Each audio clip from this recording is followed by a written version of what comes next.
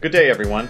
This is Larry Francois, Superintendent, and I'd like to tell you about the instructional vision we have in the North Shore School District and bring you up to speed on the status of our work. At a PLC meeting with district principals in March, I shared my best thinking of our instructional theory of action. Let me share it with you now. Quality core curriculum and instruction should result in 70 to 80% of students meeting or exceeding standard. Fidelity to a common core curriculum and quality instruction will inform systemic actions that will result in 70 to 80% of the 20 to 30% remaining meeting or exceeding standard. Some students, 10% or less, will need highly individualized support to meet or exceed standard. Quality instruction is the most important factor under our control in helping students meet or exceed standard.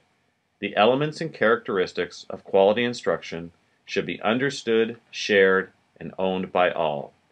And finally, teachers' experience, expertise, and perspective are central to defining the characteristics of quality instruction in the North Shore School District. The interaction between students and the teacher in the presence of content is at the heart of our work. We have made progress in our efforts to align all aspects of our organization around our instructional core. The most important work is in the classroom. The entire organization exists to support that critical work, both inside and outside the schoolhouse. During the last few years, we've done a number of things to focus our district leaders and staff around the instructional core. For principals, that work is centered on highly reliable organizational research, evidence of quality instruction, observations, and curriculum. The administrative PLCs have focused on the intersection of quality instructional practices and assessment. Teams of principals, central office staff, and others have observed in classrooms throughout our district this year during instructional rounds and peer-based labs. On January 3rd, our entire district was treated to the wisdom and expertise of Sheila Valencia on assessment and Doug Fisher on instructional framework.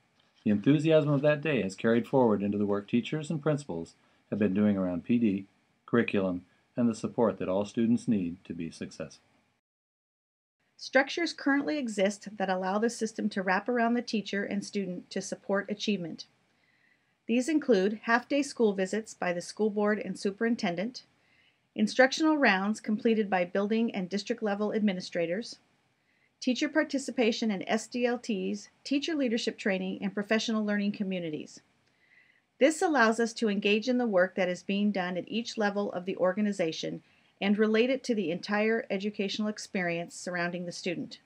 It's critical that we walk our talk with both our actions and our time. These structures have given us a vehicle to do that. Many of you may remember when Doug Fisher emphasized how critical it is to align the entire organization around a common framework in order to maximize understanding, effort, and student achievement. We've taken steps this year to do just that. First, our school board adopted performance measures that focus on the instructional core. The two that relate most specifically are 1.1, build a comprehensive district assessment plan, and 2.1, increase the capacity and utilization of effective instructional practice. In addition, since board policy is aligned with procedure and CMAC is part of board policy, defining curriculum and procedure most naturally rested there. Our CMAC team defined curriculum clearly in order to advise staff who wished to bring material forward for consideration. We relied on work of Carol Ann Tomlinson and others to further refine our definition of curriculum. A curriculum clearly identifies the essential knowledge students should have and the skills they should possess as the result of a particular segment of learning. Quality curriculum focuses in on student understanding, helping students construct frameworks of meaning around concepts and principles. It begins with a set of goals and objectives that represent the essence of the content. It makes explicit the knowledge, understanding, and skills students should acquire in order to achieve specific learning goals.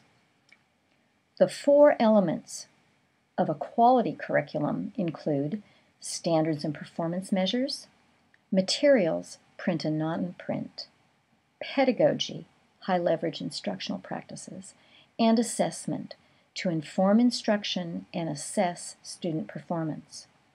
All of the elements in a quality curriculum are tightly aligned with goals, knowledge, understanding, and skills. This definition summarizes the essence of what curriculum means in the North Shore School District. So where are we going with all this? What's the desired state? What kind of outcomes can we expect? By contracting with Doug Fisher and his partner Nancy Fry, we will have support to continue taking steps towards reaching our goals. This summer, school leadership teams and administrators will meet to continue the work of creating a shared understanding of what effective instruction is, using common vocabulary district-wide, choosing one component of effective instruction to focus on, and working on that one component until it is culturally embedded, immediately apparent, and universally articulated across North Shore School District.